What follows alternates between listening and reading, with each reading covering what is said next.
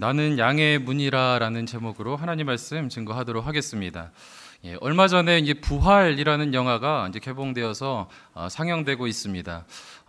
제목에 나타나 있는 것처럼 예수님의 그 죽으심과 부활에 대한 이야기를 그 배경으로 하고 있습니다. 이전에도 그런 내용으로 많은 영화들이 이제 만들어졌는데, 이 영화의 이제 독특한 점이라고 한다면 예수님을 믿지 않는 이 로마 장군이 예수님의 그 죽으심과 그 부활하심을 경험하게 되면서 마지막에 이제 예수님을 믿는 제자로 나아가는 그런 모습을 담고 있는 것이 참으로 독특한 점이라고 생각할 수 있습니다. 이 영화에서 주인공으로 등장하는 그 로마의 장군 클라비우스라는 호민관이 이제 등장하게 되는데요. 이제 이 사람은 예수님의 그 처형과 그 돌무덤에 그 시신을 담아둔 이 돌무덤의 경비의 모든 책임을 맡았던 자였습니다. 그는 예수님께서 이제 죽으신 것을 확인하게 되고 돌무덤에 넣고 이제 봉인을 하고 이제 그 예수님의 시신을 지키고 있는데, 이 놀랍게도 3일 만에 예수님의 시신이 없어진 것을 이제 발견하게 된 것입니다. 이 자에게는 난리가 난 것이죠. 이제 본인은 지금까지 그 호민관으로서, 평민에서 호민관으로서 올라오기까지 어마어마하게 애를 쓰면서 그 자리까지 왔는데, 이 임무를 감당하지 못하면 자신이 지금까지 쌓아왔던 것을 모두 다 이제 한 방에 이제 날려버릴 수 있는 그런 일이었습니다. 그래서 모든 사활을 걸고 예수님의 시신을 찾기 위해서 이제 나서게 되었습니다. 그에게는 이제 확실한 믿음이 있었는데, 어떤 믿음이었냐면 예수님은 부활하지 않으실 것이라는 믿음. 예수님은 죽으셨고 그 시신을 누군가 이제 훔쳐가서 무언가 이제 거짓말을 꾸미고 있을 것이다라고 하는 그런 확실한 믿음이 있었습니다. 그래서 자기의 보좌관과 함께 이 예수님의 행적을 쫓아가는데, 놀랍게도 이 클라비우스의 눈앞에 살아계신 예수님이 나타나시게 된 거예요. 제자들과 함께 이야기를 나누고 계신 그 예수님의 실존을 발견하게 된 것입니다. 도저히 부정할 수 없는 예수님의 그 실존을 보게 되면서, 이 부활이라는 것이 정말 사실이고 진실이며 내가 이전까지 믿었던 그러한 생각들은 다 거짓된 것이었구나, 잘못된 믿음이었구나 라는 것을 깨닫게 되었습니다.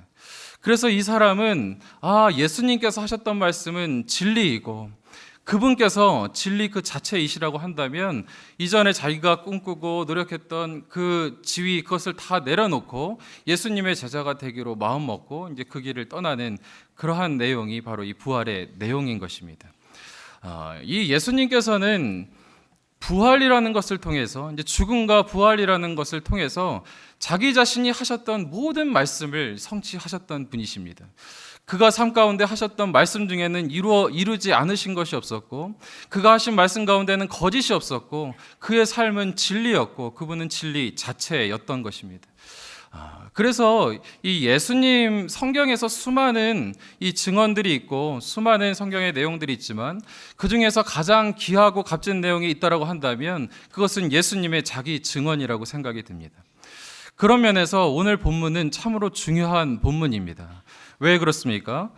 오늘 본문은 진리이신 그 예수님께서 자기 자신에 대해서 이제 설명하고 있고 자기 자신에 대해서 증언하고 있는 본문이기 때문에 그렇습니다. 우리 예수님께서 뭐라고 이제 자기 자신에 대해서 말씀하십니까? 오늘 본문에 보니까 나는 양의 문이다라고 소개하고 있으십니다. 요한복음 10장 7절 말씀 함께 읽도록 하겠습니다. 그러므로 예수께서 다시 이르시되 내가 진실로 진실로 너에게 이르노니 나는 양의 문이라. 당시에 그 사람들에게는 이 양의 문이라고 하면은 삶 가운데 체험적으로 습득한 지식들이 있었습니다. 유목민들이었기 때문에 그들이 예수님께서 양의 문이라고 이야기하셨을 때는 이 사람들, 이 유대인들 가운데는 이 두 가지 종류의 문을 생각했을 것입니다.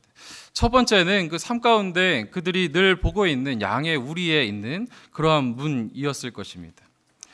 그 당시에는 이 양의 우리를 이제 공동으로 썼다 그럽니다. 개인적인 우리를 그런 썼던 사람들도 있겠지만, 그때는 여러 사람들이 함께 모여서 이제 우리를 썼었는데, 이제 저녁이 되면은 다 같이 이제 낮 동안 양을 이제 몰고 다니다가 저녁이 되면은 이 공동의 우리에 자신들의 양을 뭐 주인이 있겠죠. 그 양을 이제 집어넣고 다음 날 아침이 되면은 이 양을 찾아가는 것입니다.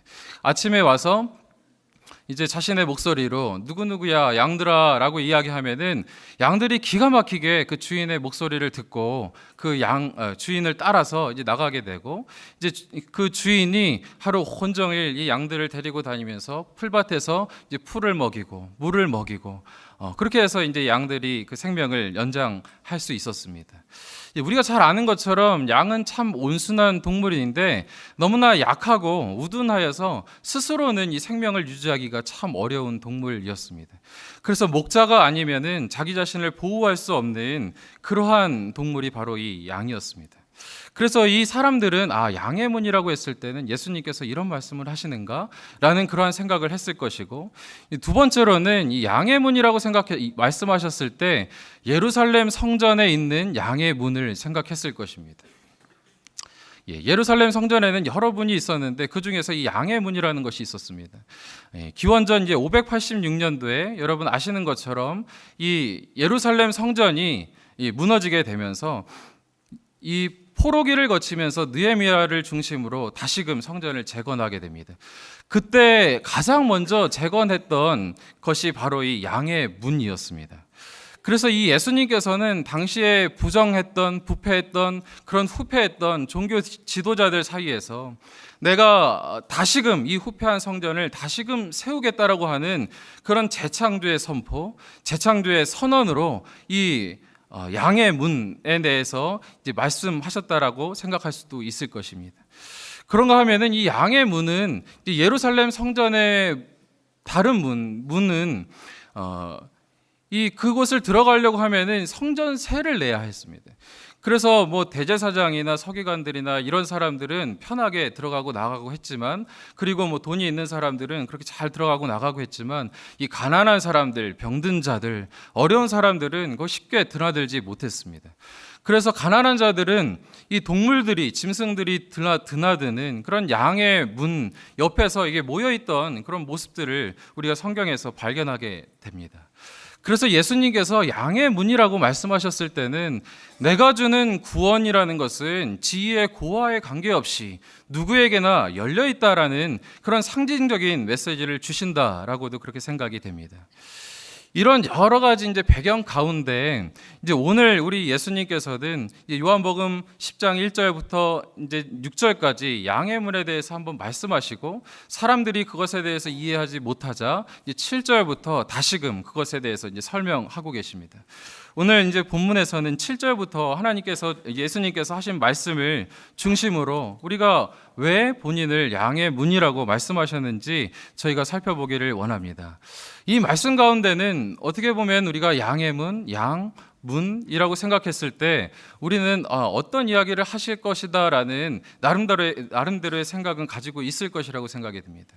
그럼에도 저는 이 본문이 이 구원에 있어서, 하나님께서 우리에게 주시는 구원에 있어서 절대적인 진리를 담고 있는 너무나도 중요한 본문이다라고 그렇게 생각이 듭니다.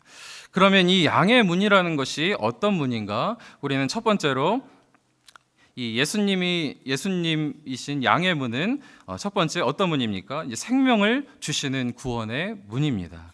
요한복음 10장 9절 말씀 함께 읽어보도록 하겠습니다. 내가 문이니, 시작.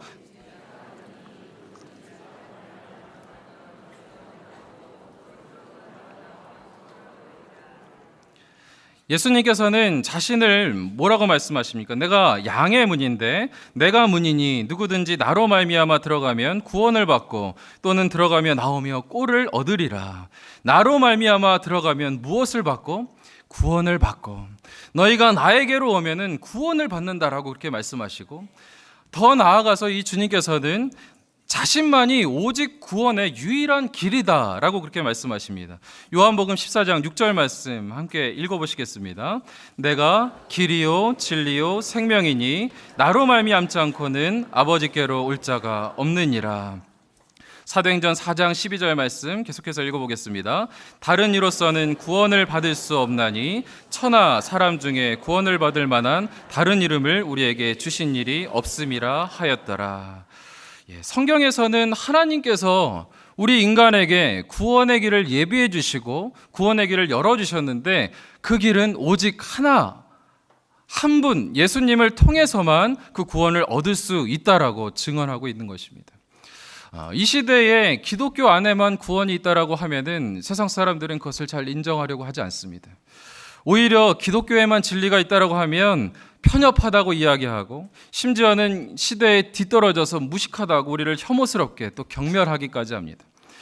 특별히 이제 지성이 있는 그런 비기독교인들은 이 기독교는 좋은데 기독교의 그 구원의 배타성, 예수 그리스도만이 구원의 길이다라고 주장하는 그 부분에 있어서 가장 불편해하는 요소가 바로 이 구원의 배타성인 것입니다. 그러나 여러분, 하나님께서 이 우주 만물을 창조하셨을 때 우리에게 어떤 동의를 얻지 않으시고 우리에게 어떠한 상의를 하지 않으시고 이 우주 만물을 창조하셨듯이 하나님께서 이 우주 만물의 마지막 날도 종말도 하나님의 뜻 가운데 이루어 가실 것이고 우리의 구원의 길도 우리에게 묻지 않으시고 하나님께서 하나님의 기쁘신 뜻 가운데 열어두신 것을 여러분 믿으시기 바랍니다. 여러분, 저는 몇 년 전에 작은 에피소드지만 이 하나님 나라의 법칙에 대해서 좀 깨달을 수 있었던 그런 일이 있었습니다. 저희 이제 부모님께서 이제 형이 미국에 살고 있는데 이제 오랜만에 이제 형 가정을 좀 방문하려고 계획을 세우고 몇 년 만에 이제 만나니까 얼마나 좋으시겠어요. 그래서 그날 이제 손꼽아 기다리면서 하루하루 기다리시고 그날 이제 준비하셨습니다.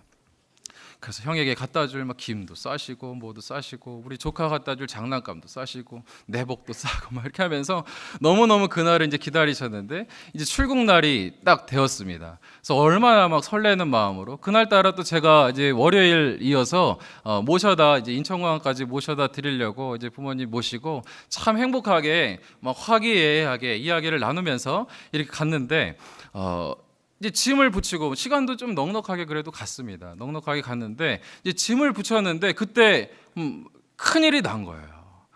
무슨 일이 났냐면 저희 어머니 굉장히 꼼꼼하신 분인데 이제 비자를 안 들고 오신 겁니다. 이제 미국 비자를 안 들고 오신 거예요. 다시 제가 집으로 갔다 오기에는 시간이 조금 촉박하고 제 아내가 분당에서 출발해서 서울에 있는 집을 들려서 가져오기에도 이거는 비행기 출발할 때까지 도저히 시간을 맞출 수 없는 그런 상황에 있는 것입니다. 부모님의 마음은 이미 미국에 가 있는데 마음은 준비되었고 여비도 준비되었고 미국에선 형이 언제 올까 기다리고 있고 모든 것이 완벽하게 준비되어 있는데 딱 하나 무엇이 없으니까 비자가 없어요. 비자가 없으니까 그 나라에서 다른 거 다 준비되었지만 이것 없으면 들여보내지 않겠다라고 이야기하는 하나의 법칙이 있는데 비자가 없으니까 그 나라를 갈 수 없었던 것입니다. 뭐라고 항의한다고 한들 뭐 수가 있겠습니까? 뭐 저는 여비도 충분하고 갔다 와서 2주만 있으면 돌아올 것이고 한 번만 보내주십시오 라고 한들 한 번도 죄를 지은 적도 없고 예전에 미국도 다녀온 적이 있는데 그때도 잘 갔다 왔어요. 한 번만 보내주십시오 라고 한들 그 나라에서 받아줄 리가 없는 것입니다. 왜 그렇습니까? 우리의 마음은 충분히 갈 자격이 있다고 생각하지만 그 나라에서 세운 법칙대로 하면 비자가 없으면 절대로 들여보내주지 않기 때문에 그렇습니다. 그 뒤에 너무나 감사하게 짧은 시간이었는데 그 전자비자를 제가 막 인터넷으로 이렇게 해가지고 너무나 가까스로 그때 그 인천에서 아시안 게임이 열리고 있었던 때라서 너무 복잡한 때였거든요. 너무나 가까스로 해가지고 마지막에 이게 들어가게 되셔서 잘 가게 되셨는데 그때를 생각하면은 제 가슴이 너무나 졸였던 그 기억을 잊을 수가 없습니다. 저는 그때 그 일을 지나면서 만약에 정말 하나님 나라에 갔을 때 사람이 죽는 것은 정한이 있지요. 그 뒤에는 하나님의 심판이 있는데 이 구원이 필요치 않은 사람은 아무도 없는데 모두에게 구원이라는 것은 필요한데 하나님 나라의 심판대 앞에 섰을 때 이 마음도 준비되어 있고 나의 삶도 어쩌면 뭐 선한 행위도 한 것 같고 그 모든 것이 다 준비되었는데 이 예수님을 믿는 믿음으로 주어지는 성도라는 비자가 만약에 없다라고 한다면 얼마나 두렵고 놀랄까라는 그런 생각을 해보았습니다. 여러분, 하나님 나라에는 법칙이 있습니다. 미국을 가려고 하더라도 미국에서 제시하는 법칙을 따라야 하는데 하나님 나라에는 더욱더 엄격한 법칙이 있는 것을 여러분 믿으시기 바랍니다. 여러분 마음대로 가는 것이 아니고요, 하나님께서 만들어 놓으신 하나님의 법 아래 머물 때에 우리는 그 길 가운데 들어가는 것을 믿으시기 바랍니다. 여러분, 이 예수 그리스도의 유일성에 대해서는 이 시대에만 그것을 싫어한 것이 아닙니다. 기독교 역사상 보면은 끊임없이 예수 그리스도의 유일성이라는 이 고귀한 진리를 훼손하기 위하여서 이 사단이 끊임없이 노력하였던 것을 보게 됩니다. 저는 그 18세기, 19세기 이 강해 설교자들이 쓴 책들을 보면서 깜짝깜짝 놀랄 때가 있어요. 이 시대에만, 우리 시대에만 이 교회가 망하겠다, 막 쇠락한다, 막 세상이 문란하고, 막 세상의 문화가 교회 안에 들어오고, 교회가 세속화되고 교회는 없어질 것이다, 이런 걱정을 하는 줄 알았는데 100년 전, 200년 전에도 거의 똑같은 그런 고민들을 했었고 그것에 대한 설교들을 했었던 것을 볼 수 있습니다. 그렇게 그 사람들이 걱정했는데 지금 이 시대에 200년이 지났는데 여러분, 교회가 무너졌습니까? 교회는 무너지지 않습니다. 하나님께서 피값으로 사신 이 교회가 무너질 리가 없습니다. 2000년 동안 하나님께서 이어오신 이 하나님의 교회, 하나님께서 그 남은 자들을 준비하셨고 이 마지막 때에도 하나님의 백성들을 통해서 하나님의 교회를 이어가시는 것을 여러분 믿으시기 바랍니다. 여러분, 그 팀 켈러가 쓴 살아있는 신이라는 그런 책이 있습니다. 아주 좋은 책인데 그 책의 내용 중에 그 비평 이론의 권위자인 스탠리 피시라는 사람의 그 인터뷰했던 내용이 담겨져 있습니다. 이 스탠리 피시 교수에게 한날 어떤 기자가 이제 전화를 한 거예요. 그 2004년도 11월 달에 이제 자크 데리다라는 그 프랑스의 아주 유명한 그 해체 철학을 했던 철학자가 있는데 이 사람이 죽고 난 이후에는 어떠한 것이 이 지적인 관심을 이어갈 것인가, 그것이 사람들의 이제 화두였습니다. 그래서 이 스탠리 피시에게, 그러니까 한 기자가 전화해서 이렇게 물었다고 합니다. 그 피시 교수가 이렇게 이야기하고 있는데 2004년 11월 자크 데리다가 죽었을 때 한 기자가 내게 전화를 걸어왔다. 자크 데리다 사후 철학의 방향이 어디이고 어떤 이론이 주목을 받게 될지를 물었다. 나는 흔쾌히 인종과 성 그리고 계급을 이을 지적 에너지의 중심이 있는데 그것은 종교다라고 대답했다 라고 했습니다. 여러분, 교회가 없어질까 봐 걱정하십니까? 걱정하지 마십시오. 저는 걱정하지 않습니다. 설령 제가 나중에 잘 목회를 못해서 제 교회는 문 닫을 수도 있겠죠. 그렇지만 하나님 교회는 무너지지 않는 것을 여러분 믿으시기 바랍니다. 마태복음 28장 18절부터 20절 함께 읽도록 하겠습니다. 나와 말씀하여 이르시되 하늘과 땅의 모든 권세를 내게 주셨으니 그러므로 너희는 가서 모든 민족을 제자로 삼아 아버지와 아들과 성령의 이름으로 세례를 베풀고 내가 너희에게 분부한 모든 것을 가르쳐 지키게 하라. 볼지어다 내가 세상 끝날까지 너희와 항상 함께 있으리라 하시니라. 아멘. 아멘이십니까? 이 교회의 주인은 그리스도이십니다.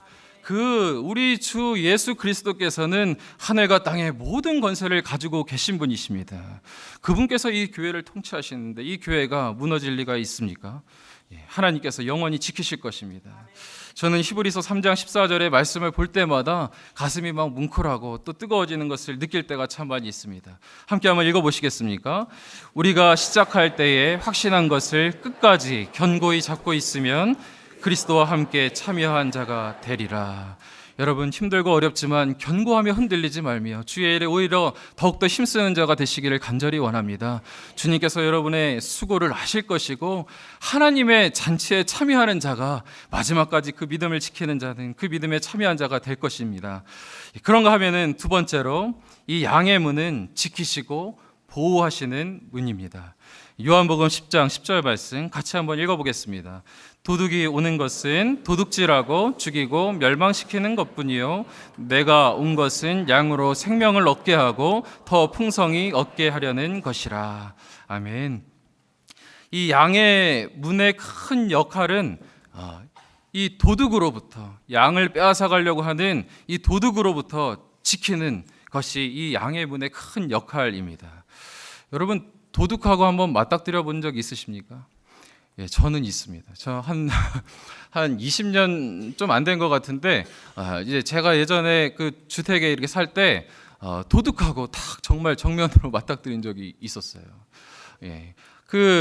저희 부모님은 이제 외출을 하시고 저랑 형이 둘이 있었는데, 제가 이제 뭐 다른 것을 하다 공부를 했던 것 같지는 않은데 하여튼 어떤 것을 하다가 제가 물을 먹으러 가려고 이제 주방으로 막 가던 길에 뭔가 느낌이 이상한 거예요. 여러분, 이 직감이라는 것이 여성에게만 있는 것이 아닙니다. 이 남자에게도 직감이 있는데 뭔가 이 음산한 기분이 딱 들어서 제가 이제 본능적으로 뭔가 이게 하나 들어야겠다 딱 봤더니 옆에 F킬러 딱 있더라고요. 그것을 손에 딱 들고 정말 조심스럽게 안방문을 확 열었거든요. 그런데 그때에 저희 주택이 딱 누구나 어떻게 보면 올라올 수 있는 그런 창문이었는데, 열려 있는 그 창문으로 이 도둑이 딱 이렇게 하고 이제 막 들어오려는 찰나에 저랑 눈이 딱 마주친 거예요. 와, 진짜. 예. 그 순간에 사실은 뭐 잘못한 사람은 누굽니까, 여러분? 도둑이잖아요. 눈이 마주쳤으면 도둑이 놀라고 도둑이 막 깜짝 놀라야 되는데 도둑은 너무나도 막 유연하더라고요. 저는 막 그 순간 눈이 마주치는 순간 막 진짜 몸에 가위가 눌린 것처럼 막 움직일 수가 없고 이 말에 형 이런 소리도 안 나오더라고요. 가만히 이렇게 있는데 그 도둑이 저를 이제 보고서 그냥 뭐 죄송부터 이런 표정을 하면서 유유히 사라지더라고요. 여러분, 들어오는 찰나에 제가 만났으니까 망정이지, 만약에 들어와서 있는 상태에서 저랑 만났다고 하면 생각을 해보십시오. 물론 이제 혈투 끝에 제가 이겼겠죠. 저를 좀 과소평가하시는데, 제가 뭐 싸움 잘 못해서 그러진 않겠지만 어쨌든 막 들어왔으면 어마어마하게 막 두려운 일이 펼쳐졌을 것입니다. 그 다음부터는 뭐 저희가 웬만해서 덮지 않으면 문을 안 엽니다. 방화문 다 이렇게 해놨고 그 다음부터는 굉장히 문을 철저하게 단속하게 되었습니다. 여러분, 이 도둑이 들어온 다음에 그것을 처리하려면은 얼마나 그것은 진짜 두려운 것입니다. 두려운 것이고 얼마나 힘든지 모릅니다. 그런데 이 문을 빗장을 잘 채워놓으면 양의 문이신 그 예수님께서 정말 내 문을 지키고 있는지 늘 확인하고 그분 앞에만 우리가 있으면, 그분이 우리의 문지기 되시고 선한 목자 되신 그분 앞에 우리가 꼭 붙어 있기만 하면 이 도둑은 얼씬 못하는 것을 믿으시기 바랍니다. 여러분, 요즘에는 그냥 도둑뿐만이 아니라 영적인 도둑도 너무너무 많지 않습니까? 우리를 호시탐탐 노리는 이 사단마귀의 세력들이 얼마나 많은지 모릅니다. 여러분, 대문으로 들어오지 않고 뒤에서 속삭이며 가서 나랑 좋은 것 있는데 한번 배워보지 않겠니? 나랑 가서 신령한 분이 있는데 한번 배워보지 않겠니? 라고 하는 그런 사단의 속삭임 가운데 여러분, 그런 거 끊어버리시기 바랍니다. 그런 도둑의 속삭임이고 그것은 대문으로 들어오지 않는 것은 다 도둑이라고 말씀하셨는데, 당당하지 않은 것은 여러분 의심하시고 끊어버리시길 간절히 바랍니다. 이 마태복음 24장 23절부터 24절에 이런 말씀이 있습니다. 같이 한번 읽어보겠습니다. 그때에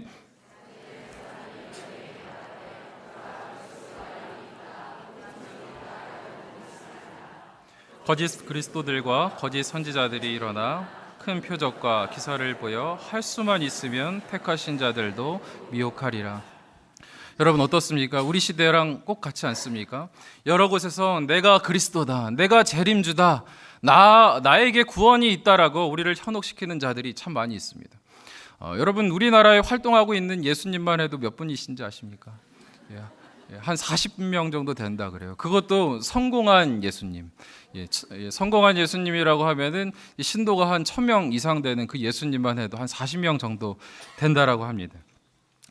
여러분, 예수님께서 만약에 그 사람들이 정말 재림 예수라고 한다면 이 세상은 정말 끝이 온 것입니다. 끝이 온 거예요. 이 예수님이 오시는 사건은 여러분 사도행전 1장에 있는 말씀처럼 가견적인 사건입니다. 갈릴리 사람들아 왜 이것을 계속 쳐다보고 있느냐? 이 예수님께서는 올라가신 그 모습 그대로 다시 너에게 오실 것이다 라고 분명히 성경에서 증언하고 있는 것입니다. 그러니 예수님께서 다시 오실 때는 어때요? 우리가 구름 타고 오시는 그 예수님을 보게 될 것이고 공중에서 우리가 그분을 영접하게 될 것입니다. 여러분 믿으십니까? 예. 우리에게 이 믿음이 있다라고 한다면 어디서 내가 재림 예수인데 나에게 한번 와서 말씀을 들어보라 라고 할 때에 우리는 그것이 불법이고 비진리이다라는 것을 대번에 알아챌 수 있습니다. 예. 오히려 그를 위해서 기도해야 될 줄 믿습니다. 이 불쌍한 사람아, 오직 마지막 선지자이시고 성경에 계시된 우리 예수님, 그 진리 되신 예수님을 쫓아갈 때에 우리는 그 보호하신 가운데 천국까지 성도의 견인, 천국에 갈 때까지 하나님께서 하나님의 백성들을 인도하신다라는 그런 교리 아닙니까? 하나님께서 우리를 하나님 나라까지 입성케 하실 줄 믿습니다. 그런가 하면 마지막으로 이 문은 우리의 삶을 풍성함으로 이끌어 주시는 문입니다. 요한복음 10장 10절 말씀, 같은 말씀입니다. 같이 한번 읽어보겠습니다. 도둑이 오는 것은 시작.